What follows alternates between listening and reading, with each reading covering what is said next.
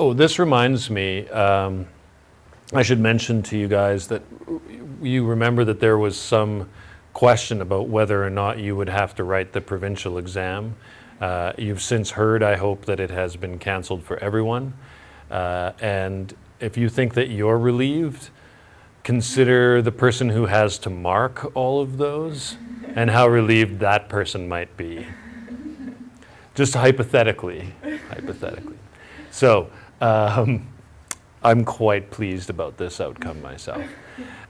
So, anyways, back to Nick. So, do you guys likewise find Nick to be an awkward character, like Zoe does? A little bit? What is it about him that's awkward? Does he have a particular feature that makes him awkward?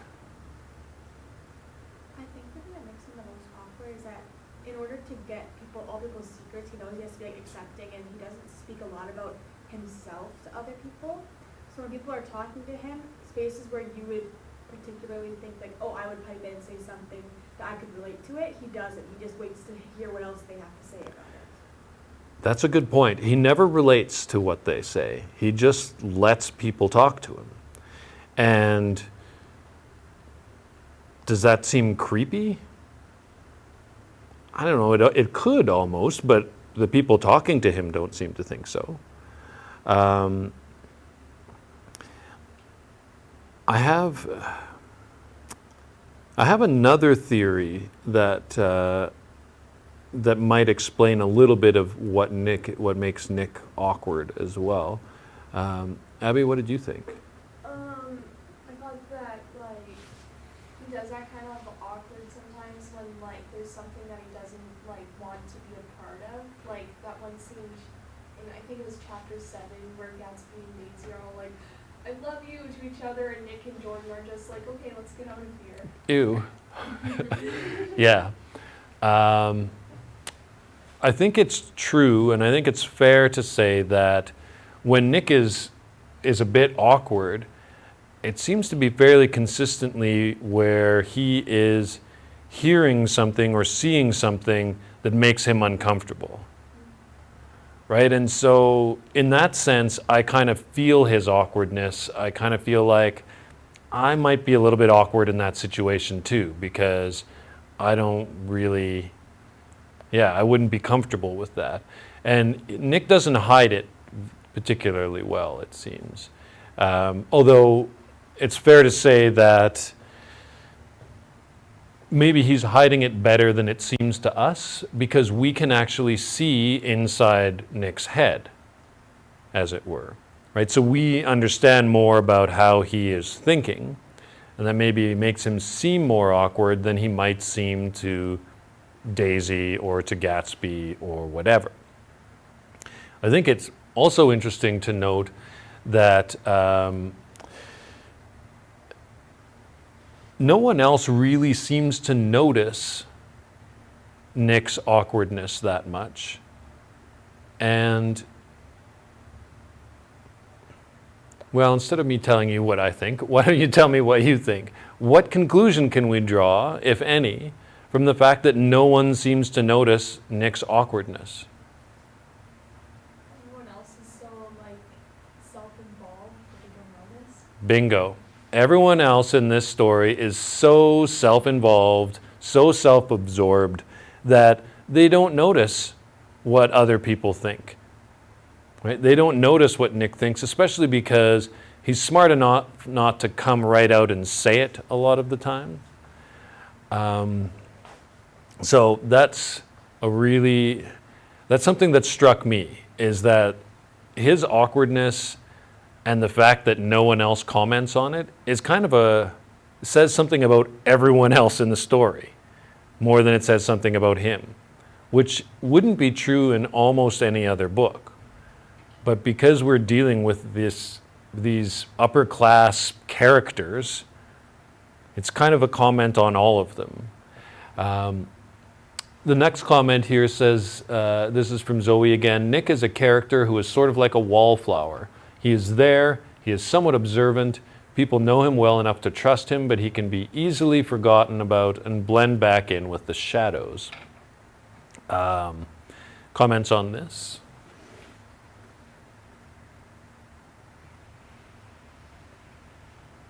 I'd say this is just reinforcement that he makes a good narrator. Now, I'm trying to remember what chapter it is. So what do you think about Nick's claim at the very beginning, page 1, chapter 1, Nick claims that he's the only honest guy that he knows, or something like that. What do we think about this claim? He claims something similar again toward the end of chapter 3, if I'm not mistaken. He's exceptionally accepting and exceptionally honest. This is what he tells us about himself.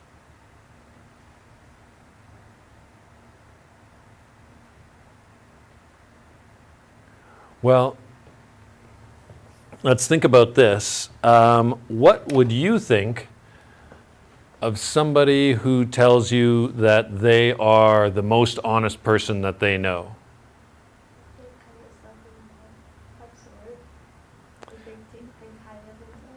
They definitely think highly of themselves, yeah. What else, Robin? I was going to say that they think they're better than other people. Think they're better than other people? Yeah. Does Nick seem like he thinks he's better than these other people? Yeah. Yeah, I think that's fair. But on the flip side, sorry? The other people don't seem to care, though. The other people don't seem to care, yeah.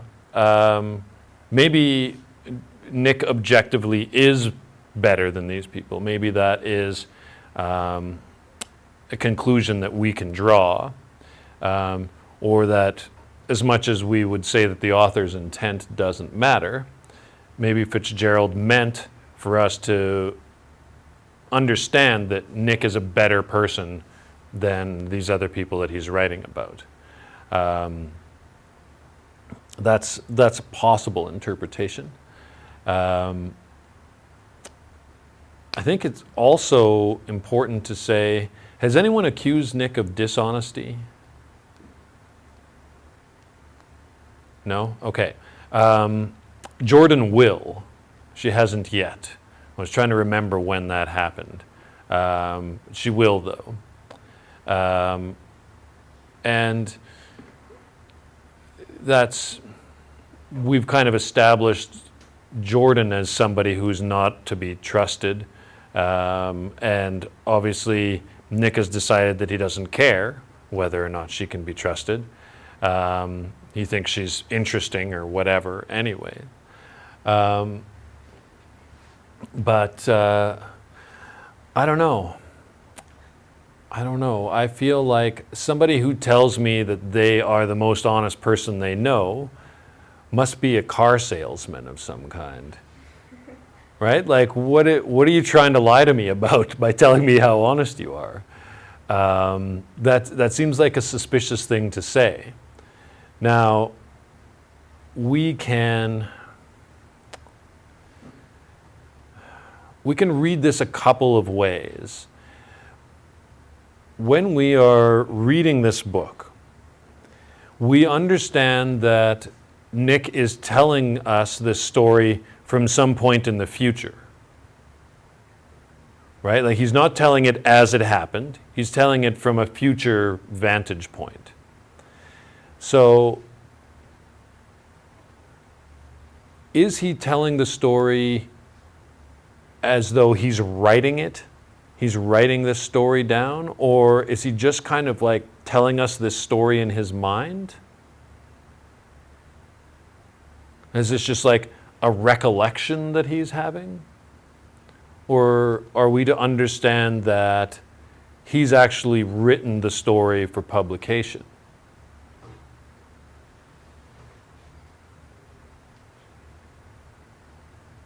Do you lean one way or the other on that? Do you understand what I'm asking? What I'm sort of... So what I'm suggesting is that if we understand that Nick is writing what we're reading as The Great Gatsby, we're understanding Nick as the author and he's writing this for publication, now I think we should trust him a lot less than if we are just seeing it in his mind. Does that make sense? So I think that we need to have a little bit of that question in our minds, and I know I've mentioned the idea of the unreliable narrator before. So is Nick an entirely reliable narrator? Well, he tells us right at the beginning that he is super reliable as a narrator. He doesn't say it that way, but that's basically what the introductory paragraphs are about, establishing him as a reliable narrator. Now, this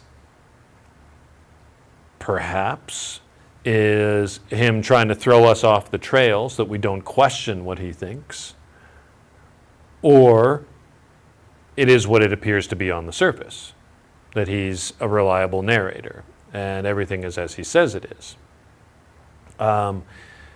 This is extremely unlikely, I would think. How much later is it that he's telling us the story? Do we have any idea yet?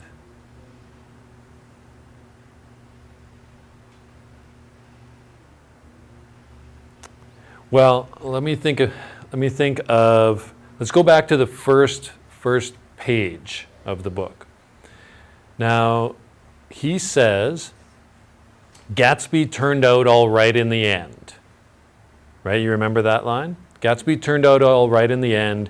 It was what preyed on Gatsby, etc., etc., etc. And then he says that temporarily, I can't think of the exact words. Something that basically what happened to Gatsby turned him off of humans for a while. Now, I'm paraphrasing, obviously, but he lost interest in the short-winded elations of men or something. I can't remember the exact phrasing, but does that sound a little bit familiar? Something like that. So he's telling this story from far enough in the future that Gatsby has turned out all right in the end. We're not sure how long that is, but that gives us a sense of perspective, doesn't it? If we say he turned out all right in the end, then we must be looking back from enough distance to have some perspective, right? He's not telling the story of what happened last week. Does that kind of make sense?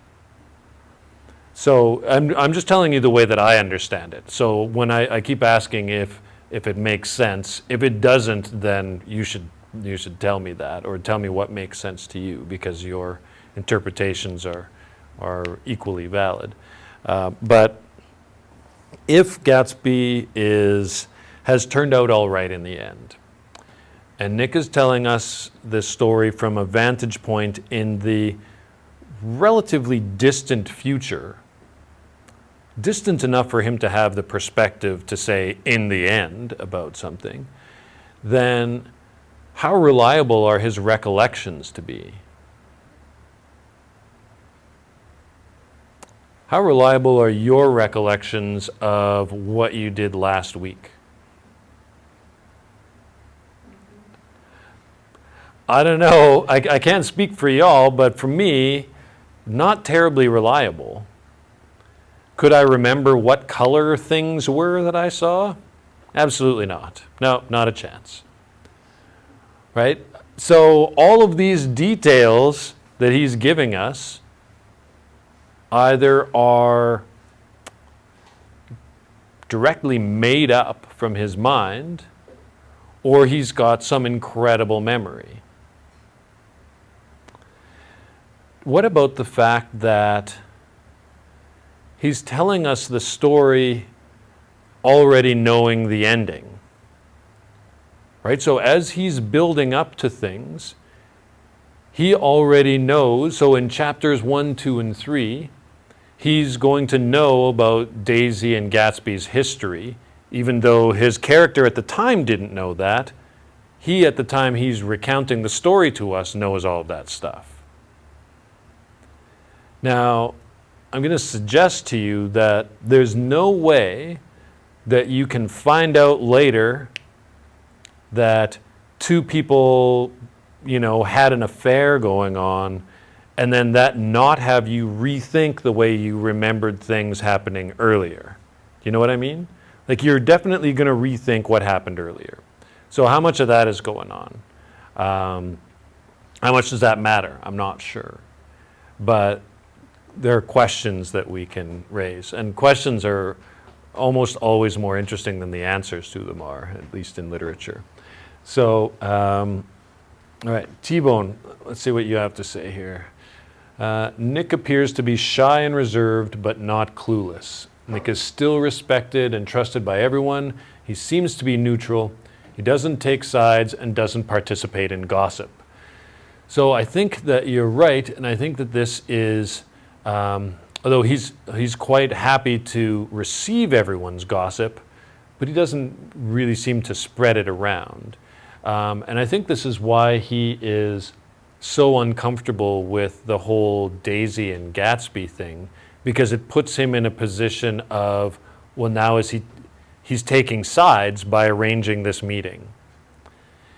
And even though Tom is clearly an ass, I probably could have said it more eloquently than that for the purposes of the video, but nobody's disagreeing with me. Tom is clearly an ass, and so we don't feel all that bad for him. I've yet to meet anyone who feels badly for Tom. But Nick kind of does he? If he doesn't feel bad for Tom, then what's his problem? Why is he so uncomfortable with this? Is he, dedicated to the institution of marriage? I don't think that we have any particular reason to suppose that he is.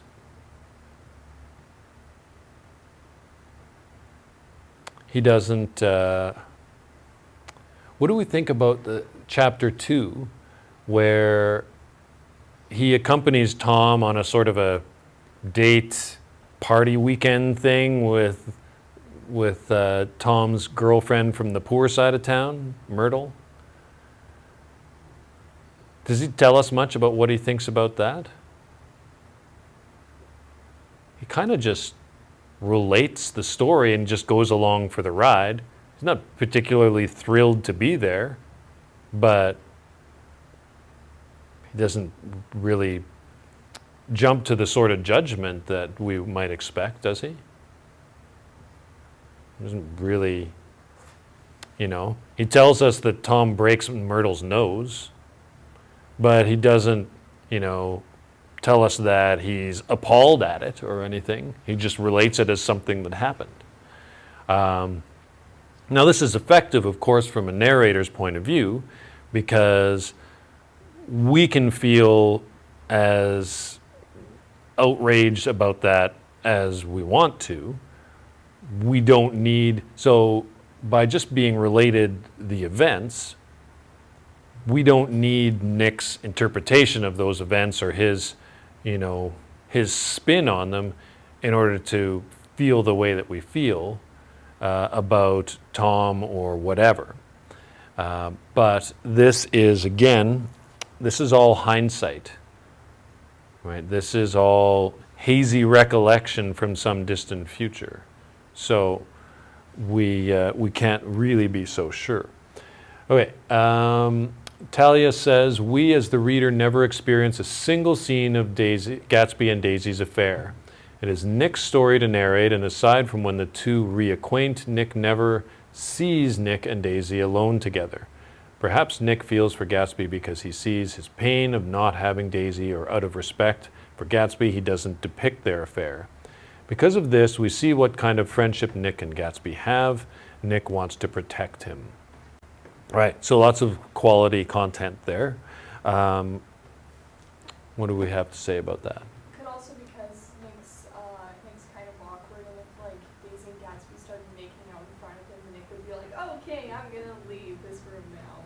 That seems reasonable, doesn't it? That he just doesn't want to be around people sucking face or whatever, and like, fair enough. I don't really want to be around that either. Perhaps, how else can we read this?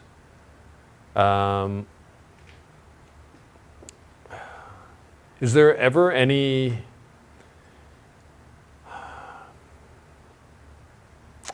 How about Tom and Myrtle's affair? Is that really depicted? It's not depicted in any graphic sense either in the book. It's just kind of, it's all assumed and implied, and we see them together, but in a group of people. We're left to sort of assume for ourselves that these characters are having, extramarital sexy time. We don't know for a fact that they are. It's just kind of assumed that they are. It's implied. Do we need to conclude anything from that?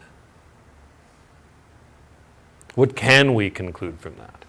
Not that we necessarily are forced to, but what could we conclude from the lack of graphic extramarital sexy time? Maybe it's because Nick is the narrator and he's already kind of shown that he doesn't, or he's kind of awkward around that kind of experiences, and so he doesn't want to talk about it because he doesn't feel comfortable with narrating it to the audience. So Nick's discomfort in narration, that is a possible explanation, but remember that Nick is also a fictional character. So what about F. Scott Fitzgerald's motivation? So certainly he could have had Nick witness some things that Nick would have felt uncomfortable about, but would still be narrating to us and showing us his discomfort with those things.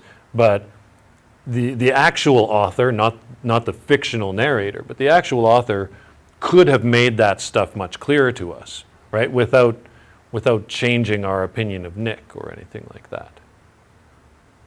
Was that kind of your thought, Abby?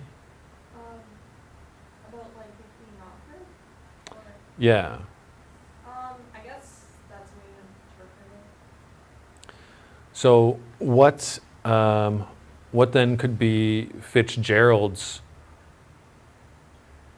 motivation for this? Maybe he's just really bad at writing stuff like that and just wants to kill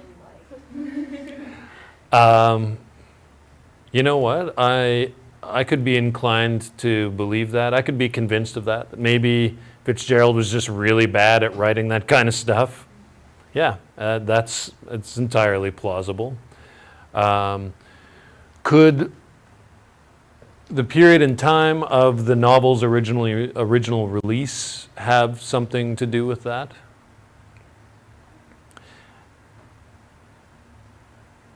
I mean, maybe because you said that early novels were trash or whatever, and maybe he didn't want his book to be seen that way. Yeah, I think that we are now into the 1930s where Fitzgerald is writing.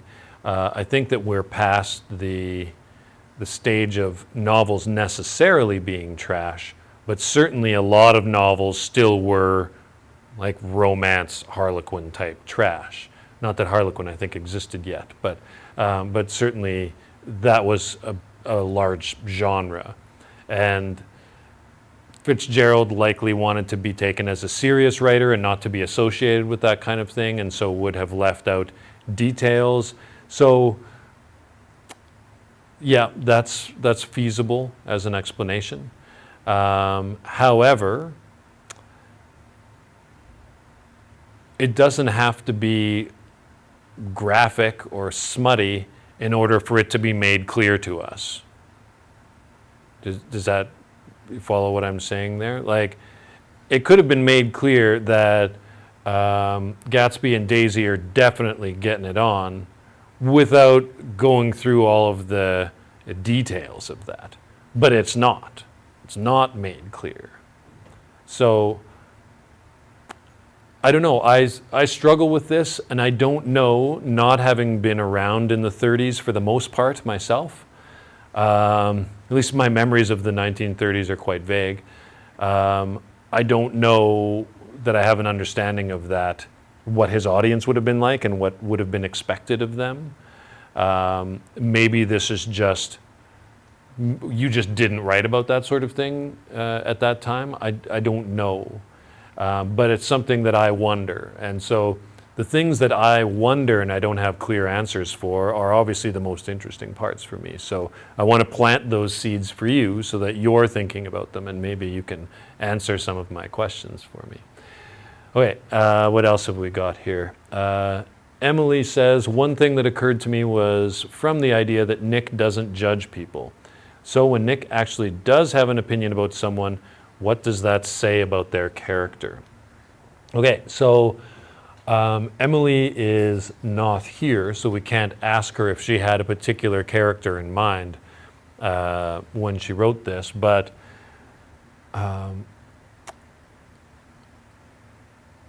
what can we draw from this, or what do we think that Emily might have been getting at with this? I think that she's on to an interesting track here.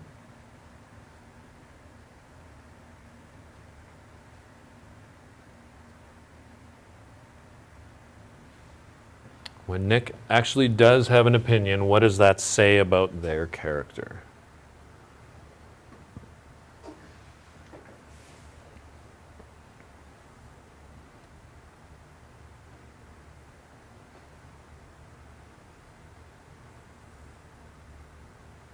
Some of you are trying to think what the right answer is right now.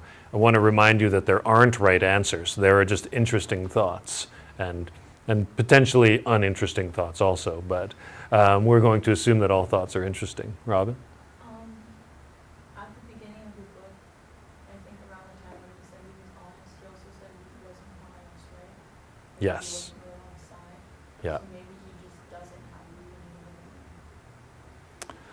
So does he? Or at least not strong enough to share. Yes. At least not strong enough to share. Now, this is a bit misleading because we all form opinions about these characters, don't we? Right? So are your opinions about Daisy different now than they were when I asked you after chapter 3? A little bit? How about Gatsby? A little bit? Yeah. Gatsby for sure, because we didn't really know what to make of him, and then this revelation comes, he's a romantic? That's his whole thing? Like, I did not see that coming. So we don't really change our minds about Nick, I don't think. Right? Not really. But other characters we do. Now, what about Tom? Anybody kind of change their mind about Tom? Tom didn't really factor in that much in these chapters, did he? Not much. I remember that I was at great lengths to sort of explain how Tom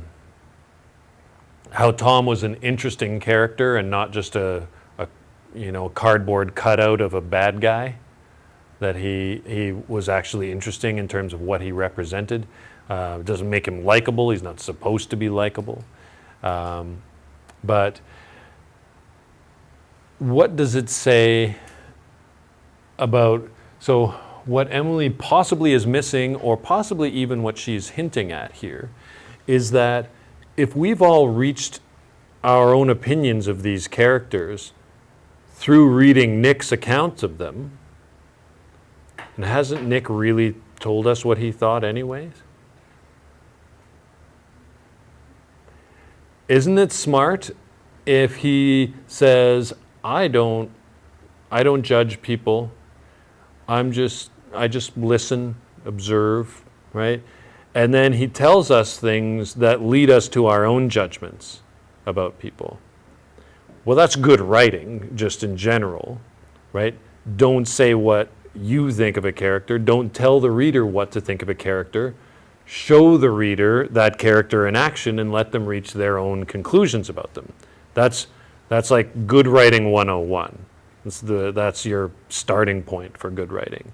So is that just what Fitzgerald has done here?